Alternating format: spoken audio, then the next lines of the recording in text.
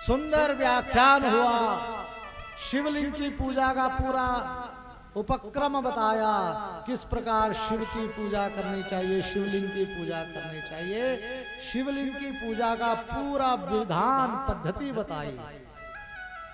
शौनक आदि ऋषि कहते हैं महाराज ये शिवलिंग का पूजन का आप इतना महत्व बता रहे हो, इतना महत्व बता रहे हो, ये शिवलिंग की उत्पत्ति कैसे हुई, संसार में प्रथम शिवलिंग कहां से आया, कैसे आया, इसके विषय में जानना चाहते हैं, कृपा करके वो कथा सुनाइए। तब सूत जी महाराज कहते हैं ऋषियों यही प्रश्न एक बार सनक सनंदन सनातन और सनत कुमार ने भगवान शंकर के ही अवतार नंदीकेश्वर से किया। नंदीकेश्वर जिनको आप नंदी कहते हैं, उन्हीं का नाम नंदीकेश्वर है। भगवान नंदी ही नंदीकेश्वर हैं और नंदीकेश्वर कोई और नहीं, भगवान शंकर का ही अवतार है। एक रूप में वो मंदिर के बाहर विराजमान है। भगवान का संपूर्ण चरित्र गाने वाले हैं वो नंदीकेश्वर। नंदीकेश्वर भगवान के सामने आकर के सनक सनंदन सनातन ने यही प्रश्न किया था। तब उन्होंने सनक सनंदन आदियों को जो कथाएं सुनाई वो मैं आपको सुनाता हूँ। पुरा कदाचित योगींद्र विष्णुर्विषधरासनः सुस्वाप परया भूत्या सुस्वानुगैरपि संवृतः स्वानुगैरपि संवृतः। हे सनकादिको एक बार की बात है, भगवान नारायण विषधर के आसन पर विराजमान थे। किनके आसन पर? विषधर। विषधर बोलते हैं सर्प को। भगवान शंकर के गले में सर्प है और भगवान विष्णु की शैया में है। अभी बोल रहे तो भगवान नारायण विष्णु शेष शैया में विराजमान थे और भगवती लक्ष्मी उनकी आराधना उपासना शुश्रूषा कर रही हैं। भगवान शंकर का ध्यान करते हुए, शिव का ध्यान करते हुए भगवान नारायण अपनी आंखें बंद करके मंद मंद मुस्कुरा रहे हैं और इतने में वहां आ गए ब्रह्मा जी। ब्रह्मा जी जब वहां आए तो ब्रह्मा जी के आने पर भी भगवान नारायण अपने शिव ध्यान में मग्न हैं और ब्रह्मा जी ने कहा, अरे विष्णु तुम मेरे आने पर खड़े नहीं हुए? आगतम गुरुम आराध्यम दृष्ट्वा यो दृप्त वच्चरेत द्रोहिणस्तस्य मूढ़स्य प्रायश्चित्तम विधीयते। मैं तुम्हारा पिता हूं, मैं संसार का पिता हूं और पिता के आने पर तुम खड़े नहीं हुए, सम्मान नहीं किया। तुम्हें खड़े होना चाहिए, तुम्हें नहीं तो प्रायश्चित्त करना पड़ेगा। भगवान विष्णु कहते, अरे ब्रह्मदेव क्या हो गया, आप मेरे पिता हो, आप भागवत के ज्ञान को भूल गए? अरे संसार में सर्वप्रथम जब कोई नहीं था तब मेरे नाभि कमल से आपकी उत्पत्ति हुई। मेरे नाभि से एक कमल निकला और उस कमल के ऊपर आपकी उत्पत्ति हुई। कहता नहीं नहीं, ये सारा संसार मैंने बनाया है, मैं विधाता हूं, मुझे लोग पितामह कहते हैं, पितामह ब्रह्मा कहते हैं। अरे सारा संसार आपने बनाया है, सारा संसार आपको पितामह कहता है, लेकिन आपको मैंने बनाया। कहां गया आपका वो भागवत ज्ञान जब आपको कुछ नहीं दिख रहा था, केवल 2 अक्षर सुनाई दिए। षोडशम एकविंशम, स्पर्श वर्णों में 16वां अक्षर और 21वां अक्षर जब सुनाई दिया, मैंने ता और पा, ये एक शब्द सुनाई दिया, ता और पा, तप। तब आपने तप किया, हजारों वर्षों तक जब आपने तप किया तब मैं प्रकट हुआ और फिर मैंने आपको भागवत का संपूर्ण ज्ञान दिया। अरे आपकी उत्पत्ति मुझसे हुई है, मैं आपका पिता हूं, आप मेरे पुत्र हैं। भगवान विष्णु कह रहे हैं मैं पिता हूं, तुम पुत्र हो, और ब्रह्मा जी कह रहे मैं पिता हूं, तुम पुत्र हो। ये देखो विवाद, झगड़ा, देवताओं में भी आपस में झगड़ा हो रहा है, और वो भी साधारण देवता नहीं, एक तरफ ब्रह्मा जी और एक तरफ विष्णु, शिव कह के मेरी भगवान नारायण। अब देखिए इसमें आप अपने मन में जरा भी ऐसा दुर्विचार मत लाना कि यहाँ विष्णु और ब्रह्मा में विवाद हो रहा है, झगड़ा हो रहा है, अपने को ऊंचा बनाने के लिए, श्रेष्ठ बताने के लिए। यह विवाद केवल इसलिए हो रहा है क्योंकि आज इस संसार को प्रथम शिवलिंग की प्राप्ति होनी है, शिवलिंग का प्राकट्य होना है, इसलिए शिवलिंग के प्राकट्य की भूमिका बनाई जा रही है। तो ये विवाद किस लिए हो रहा है? शिवलिंग के प्राकट्य के लिए विवाद कर रहे हैं ब्रह्मदेव और विष्णु भगवान। मैं पिता, वो कह रहे मैं पिता, और कहते कहते वो झगड़ा बहुत बढ़ गया, एक दूसरे को मारने तक उतर आए, मारने लगे, अनेक प्रकार के अस्त्र शस्त्र चलाने लग गए, आग्नेयास्त्र, वायुव्यास्त्र, वारुणास्त्र, अनेक दिव्य अस्त्र चलाए, और अंत में तो ऐसा हो गया कि भगवान विष्णु ने माहेश्वर अस्त्र का संधान कर लिया और ब्रह्मा जी ने पाशुपतास्त्र को उठा लिया। एक तरफ माहेश्वर अस्त्र और दूसरी तरफ ब्रह्मास्त्र, पाशुपतास्त्र। अब जब ये देखा झगड़ा विवाद इतना बढ़ गया, सारे देवी देवता त्रस्त हो गए, त्राहिमाम कहते हुए भगवान भोलेनाथ के पास पहुंचे, कैलाश पर्वत। भोलेनाथ त्राहिमाम बचाइए बचाइए। क्या हुआ? कहा उधर झगड़ा हो गया, विवाद हो गया, ब्रह्मा जी और विष्णु में दोनों अपने आप को श्रेष्ठ बताना चाहते हैं, और दोनों श्रेष्ठता बताने में इतने व्यग्र हो गए कि एक दूसरे के ऊपर दिव्य अस्त्र और शस्त्रों का प्रहार कर दिया। एक ने माहेश्वरास्त्र उठा लिया, दूसरे ने पाशुपतास्त्र उठा लिया है। प्रभु अगर ये माहेश्वरास्त्र और पाशुपतास्त्र चल गया तो सृष्टि का प्रलय हो जाएगा, सृष्टि अभी समाप्त हो जाएगी, आप हमें बचाइए। भगवान शंकर ने कहा तो इतनी दूर आने की आवश्यकता क्या थी? आप स्वयं ही सुलझा देते, आप समझा देते दोनों को। कहा महाराज झगड़े में तभी पड़ना चाहिए जब अपने अंदर सामर्थ्य हो, जब अपने से ज्यादा सामर्थ्य वाला विवाद कर रहा हो तो फिर झगड़े में नहीं पड़ना चाहिए। ऐसा ना हो उनका झगड़ा तो मिट जाए, हम पिस जाए। इसलिए महाराज हमारा सामर्थ्य नहीं, हमारी औकात नहीं कि हम उन दोनों के विवाद में आ सके, उन दोनों को तो केवल आप ही समझा सकते हैं। प्रभु आप बचाइए, इस सृष्टि का प्रलय होने से बचाइए। भगवान शंकर ने कहा घबराओ नहीं, जब आवश्यकता आएगी तब मैं अवश्य वहां प्रकट हो जाऊंगा, तुम चिंता मत करो। तब इधर भगवान नारायण और भगवान ब्रह्मा जी दोनों आपस में युद्ध कर रहे हैं, विवाद कर रहे हैं। ततो विष्णु सुसंक्रुद्धा शशं व्यसनकर्षिता माहेश्वरास्त्रं मतिमान संददे ब्रह्मणोपरि।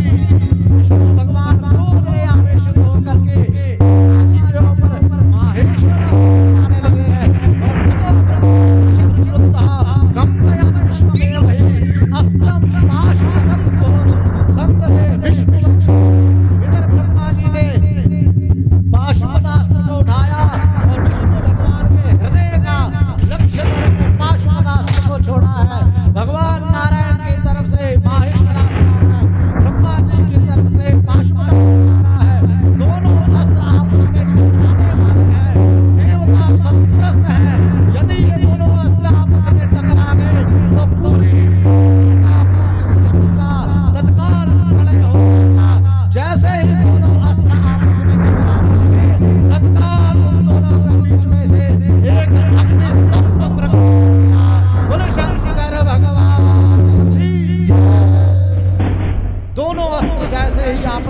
टकराने लगे, दोनों के बीच में एक बहुत बड़ा अग्नि स्तंभ प्रकट हो गया और दोनों अस्त्र उस अग्नि स्तंभ में समाहित हो गए। कहाँ गए पता भी नहीं चला। आश्चर्यचकित हो गए ब्रह्मदेव और विष्णु। अरे ये अग्नि स्तंभ कैसे प्रकट हो गया? ये कहां से आया, क्यों आया, कैसे आया, किस लिए आया, ये है क्या?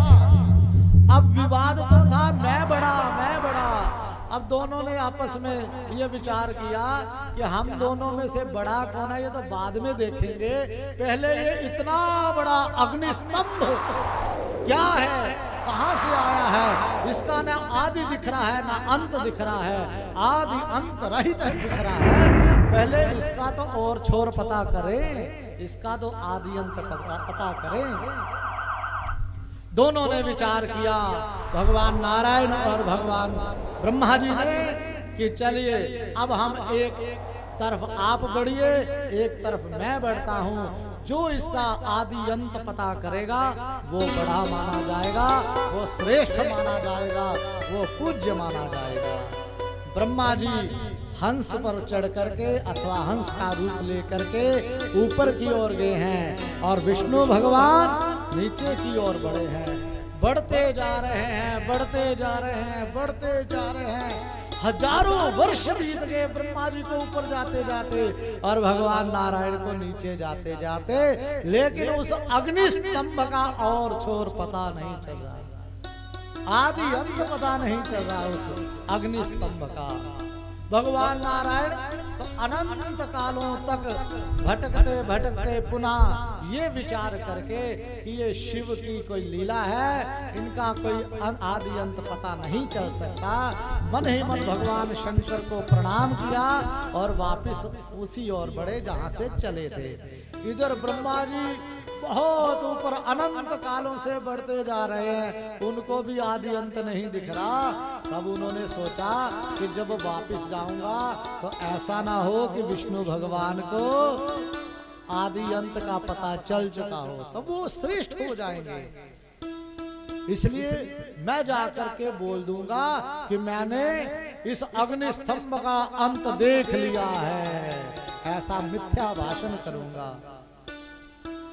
जब ये, और उनको क्या पता था कि सांब सदा शिव भगवान भोलेनाथ मुझे ऊपर से देख रहे हैं। भगवान भोलेनाथ ने कहा, रे ब्रह्मा, आज इतनी लालसा है तुम्हारे मन में बड़ा बनने की कि झूठ बोलोगे, संसार को बनाने वाला झूठ बोलेगा। अरे ब्रह्मा जी माया में मोहित हो गए और जैसे भगवान शंकर ने थोड़ा सा सिर को हिलाया और उनके सिर के ऊपर था एक केतकी का पुष्प, वो पुष्प भगवान के ही मस्तक से गिरा। जैसे भगवान ने थोड़ा सा सिर हिला, हम भी लाते ना, किसी को थोड़ा सा टोंट मारते हैं तो अच्छा अब ऐसा करोगे, तो भगवान ने भी ऐसा ही करा, ब्रह्मदेव आज ये लीला करोगे।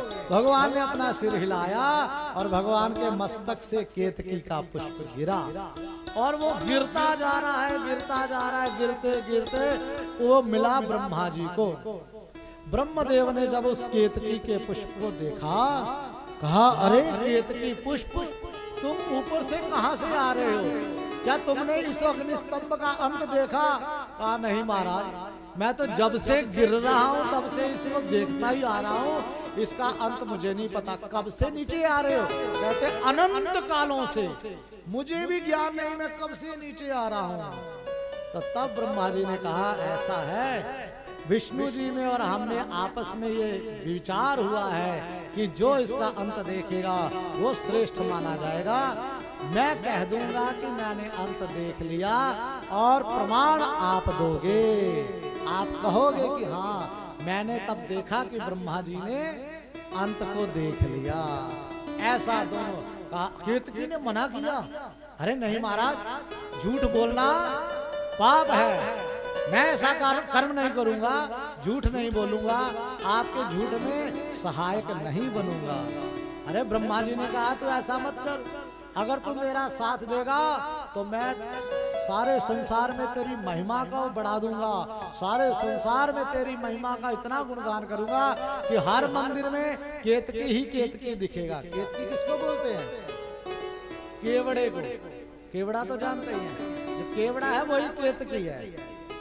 इतना लालच दिया, इतना लालच दिया कि केतकी लालच में आ गया। और लालच ऐसी चीज है आदमी फंस जाता है।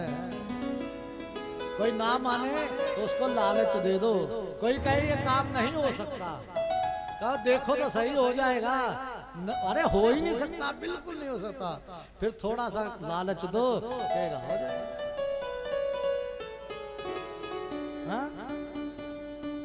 लोभेन ज्ञानम नाशयति।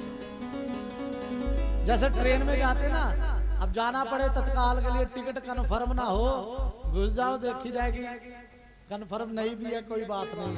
और टीटी आ जाए, अब टीटी देखे टिकट कंफर्म नहीं है, महाराज करो कुछ। अरे बिल्कुल नहीं, एक सीट खाली नहीं है, पूरी ट्रेन में जगह नहीं है। अरे महाराज देखो तो सही। अरे नहीं हो सकता ऐसा, बिल्कुल नहीं।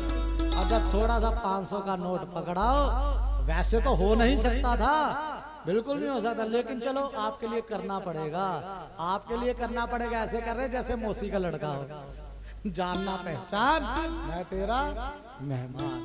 तो मैंने लालच में आदमी वो काम भी कर देता है जो नहीं करना चाहिए। केतकी के पुष्प को लेकर के ब्रह्मा जी नीचे आए।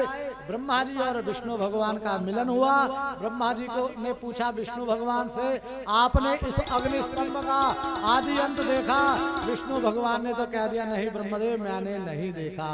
आपने देखा? कह रहे हाँ, हम जाए और आदि अंत ना दिखे, हमने देखा। अरे आपने कैसे देख लिया? मैं भी तो इतने सालों से, इतने वर्षों से नीचे जा रहा था। कहा अरे देखा है मैंने, ये प्रमाण के रूप में केतकी का पुष्प लेकर के आए। पूछो। केतकी ने कह दिया हाँ, ब्रह्मदेव ने इसके आदि अंत को देखा है, इस अग्नि स्तंभ के अंत का पार पा लिया, मैं प्रमाण हूं इसका। और भगवान नारायण ने कहा, अरे ब्रह्मदेव आप तो इतने उत्तम है कि आपने इस अग्नि स्तंभ का पार पा लिया, आप वास्तव में श्रेष्ठ हैं। भगवान विष्णु अब ब्रह्मा जी को श्रेष्ठ बता के कहे, हे ब्रह्मदेव अब आज से मैं आपकी पूजा करूंगा। ब्रह्मा जी को एक सुंदर आसन पे बैठाया और ब्रह्मा जी की पूजा करना आरंभ किया।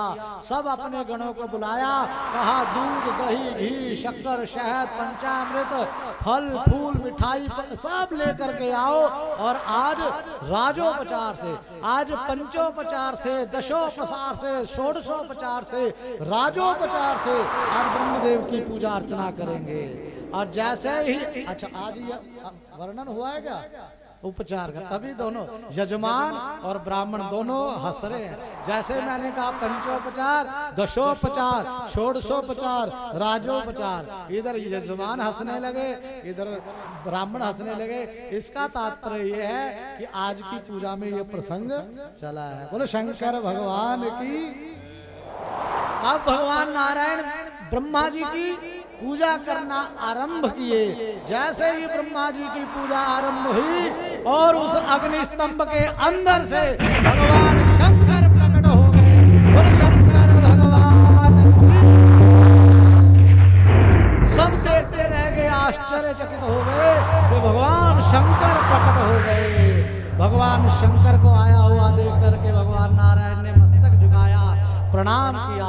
भगवान शंकर ने उनको हृदय से लगाया, हे नारायण, हे विष्णु, आपने सत्य भाषण किया, आपने सत्य बोला कि मैंने इस अग्नि स्तंभ का अंत नहीं देखा। आपकी सत्यता पर मैं बलिहारी हो गया। अरे आप सदा सत्य बोलने वाले हैं, आप मुझे प्रिय लगने वाले हैं। आपको मैं वरदान देता हूं कि जैसे सारे संसार में मेरी पूजा होती है, वैसे सारे संसार में आपकी भी पूजा होगी। भगवान शंकर भगवान विष्णु को यहाँ वरदान दे रहे हैं, सारा संसार आपकी पूजा करेगा, मेरे समान पूजा अर्चना करेगा। हे विष्णु भगवान, आपके भक्त जब भी कष्ट में होंगे तो उनको मैं बचाऊंगा, मेरे भक्त जब कष्ट में होंगे तो उनको आप बचाओगे। इस प्रकार जब आवश्यकता होगी हम एक दूसरे का साथ देंगे। आपका महत्व सारे संसार में अपरंपार होगा। विष्णु भगवान को तो खूब वरदान दिए और इधर जैसे ही ब्रह्मा जी को देखा क्रोध में आवेशित हो गए भगवान शंकर। हे ब्रह्मदेव, तुमने अपनी प्रतिष्ठा को बनाने के लिए आज मिथ्या भाषण किया। कोई साधारण व्यक्ति गलत कार्य करे तो बच भी सकता है, लेकिन कोई श्रेष्ठ व्यक्ति गलत कार्य करेगा तो उसका बचना सही नहीं है। यद्यद आचरति श्रेष्ठस् तत्तद्देवे विरोधना। भगवान गीता में कहते हैं जैसा श्रेष्ठ जन आचरण करते हैं वैसे अन्य लोग आचरण करते हैं। इसलिए श्रेष्ठ व्यक्ति अगर गलत करे तो तत्काल उसको दंड दे देना चाहिए, साधारण को तो छोड़ भी दो। हे ब्रह्मदेव, आपको ज्ञान नहीं, प्रतिष्ठा सुकरी विष्ठा, प्रतिष्ठा सुकरी विष्ठा, प्रतिष्ठा तो सुकर की विष्ठा के समान है। और आज आपने अपनी प्रतिष्ठा को बनाने के लिए आज मिथ्या भाषण किया और इस अद्भुत अग्नि स्तंभ का अंत प्राप्त कर लिया। ऐसा मिथ्या भाषण किया, भगवान शंकर को क्रोध आया। क्रोध में भगवान शंकर के भ्रकुटी के मध्य से एक दिव्य उत्पत्ति हुई, भैरव जी की उत्पत्ति हुई। भैरव भगवान की, भैरव जी उत्पन्न हुए। भैरव जी कोई और नहीं, साक्षात भगवान शंकर ही है। वंदे काशीम गुहां गंगा भवानी मणिकर्णिका। क्या बोलते वहां भैरव जी की। इसलिए जहां जहां भगवान शंकर का स्थान है वहां भैरव जी का महत्व है। काशी में जाओ तो भैरव जी की आज्ञा से रहना है। उज्जैन में तो भैरव जी है। काशी का पुरादिनाथ काल भैरवम देवराज सेव्यमान पावनाग्नि पंकजम व्यालयज्ञ सूत्रमिन्दु शेखरम कृपाकलम काल कालमम्बुजाक्षमक्षशूलमक्षरम काशिका पुराधिनाथ काल भैरवं भजे अवंतिका पुराधिनाथ काल भैरवं भजे देवराज सेव्यमान पावनाग्नि पंकजम व्यालयज्ञ सूत्रमिन्दु शेखरम कृपाकलम काल कालमम्बुजाक्षमक्षशूलमक्षरम काशिका पुराधिनाथ काल भैरवं भजे अवंतिका पुराधिनाथ काल भैरवं भजे काशिका पुराधिनाथ काल भैरवं भजे अवंतिका पुराधिनाथ काल भैरवं भजे। बोले भैरव बाबा की जय हो। भैरव जी प्रकट हो गए। किंग करोमि महादेव, हे महादेव मैं क्या करूं।